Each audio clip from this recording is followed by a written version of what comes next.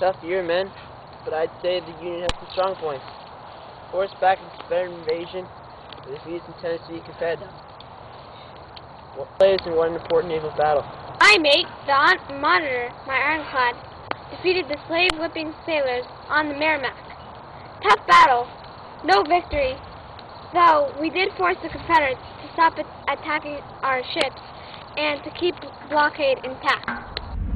Battle of Hampton Roads, from March 8th to March 9th, 1862, was a naval battle in the American Civil War. It is chiefly significant in naval history as the first battle between two powered iron-covered warships, or ironclads. This gave the battle its nickname, the Battle of the Monitor and the Merrimack. The CSS Virginia was the Confederate Navy's ironclad, built from the scuttled remains of the USS Merrimack. It attacked on March 8th at Hampton Roads, attempting to break the Union blockade. The Virginia sank the USS Cumberland, exploded the USS Congress, and scarred the USS Minnesota into a sandbank, yet left with minor damage, expecting to return the next day to complete the destruction of the Union fleet.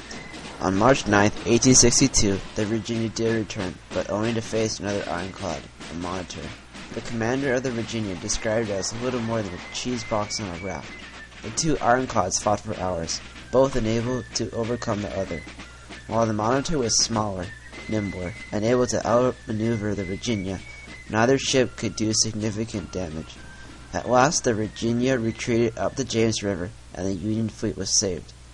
Although the battle was inconclusive, it changed an important part of naval war.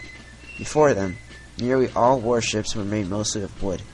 But after the battle, the ship designs and naval warfare changed dramatically as nations around the world hurried to turn their fleets into iron, for the ironclads has certainly proved superior to wooden ships in their ability to withstand enemy fire. I remember the Battle of Shiloh. Bloody rebels trying to catch us off guard, but luckily, reinforcements came, and we won the first major battle of the war. The Battle of Shiloh was fought on April 6 to 7, 1862, in southwestern Tennessee. One of the major battles in the western theater of the American Civil War, it was the bloodiest battle in U.S. history up to that time. Although the Confederates launched a surprise attack and were almost able to defeat Grant's army and stop his invasion of Tennessee, the Union's resistance was strong. I have scarcely the faintest idea of attack. Well, sit down at Shiloh and wait for Buell to arrive. That was a very exciting. Soldiers! Tonight, we will water our horses in Tennessee. Yay! Johnston and his troops hit federal camps and surprised them greatly. Mass confusion is in the troops' battle. The Confederates roll many Union positions. After, the troops finally stand their ground and held the Southern attack from going any farther. Ready! Aim! Fire! Yes, sir!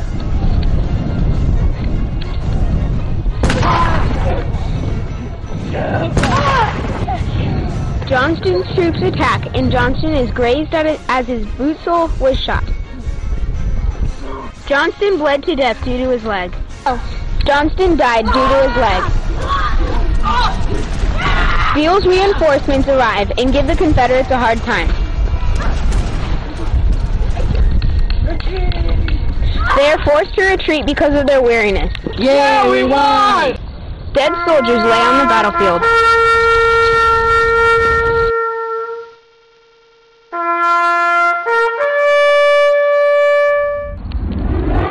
Trust me on this one, guys. The hospital is way worse than the battlefield. Having surgery? I'd rather kill myself.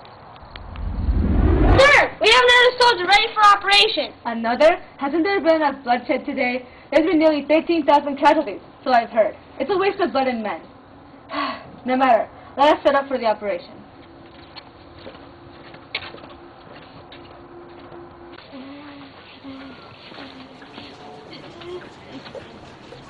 It was a pretty fierce battle, wasn't it? Yes. Have both of you seen the battlefield yet? It's littered with so many dead bodies. I can hardly imagine any more dead. Yes, I've seen it. It's a pretty nasty sight. Hold on, we run out of ether. We already used it all up today. We have to make this operation without it then. We don't have time to find more. No ether? I can't do this operation without ether. Yes, you can. It will only take a few seconds, and you'll feel a little pain. Now calm down. Let's begin the operation.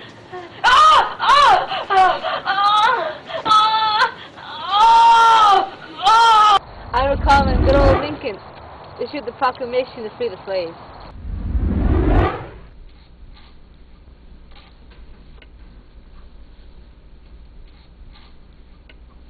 And upon this act, sincerely believed to be an act of justice warranted by the Constitution upon military necessity, I invoke the considerate judgment of mankind and the gracious favor of Almighty God.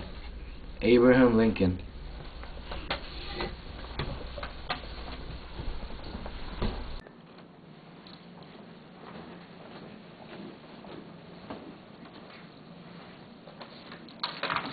Here is my first draft of the anti-slavery campaign.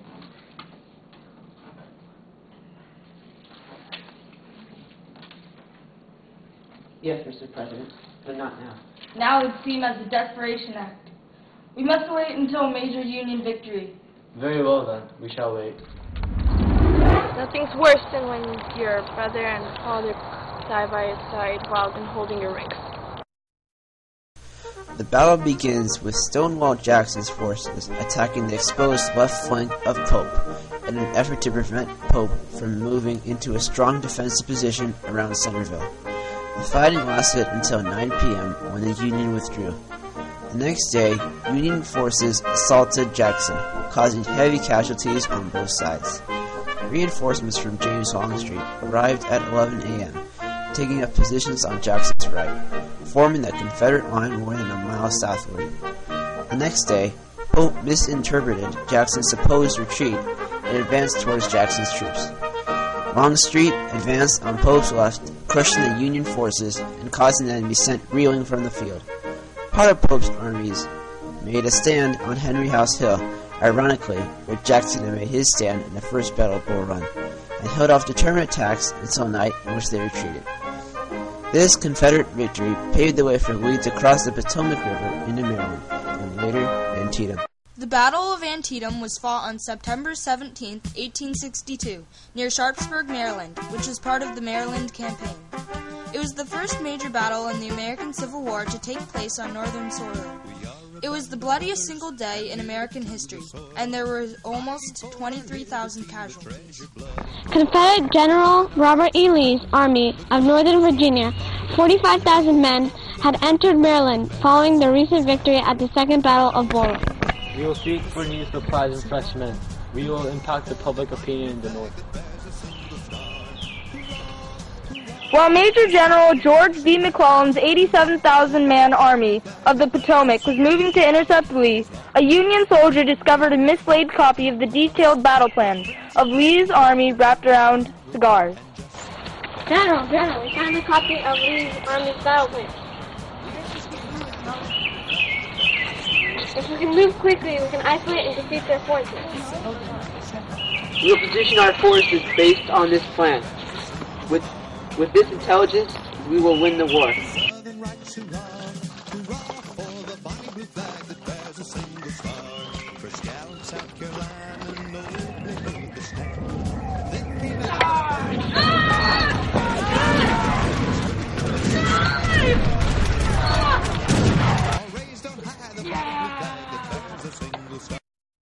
The Union had 12,400 casualties with 2,100 dead. Confederate casualties were 10,300 with 1,500 dead.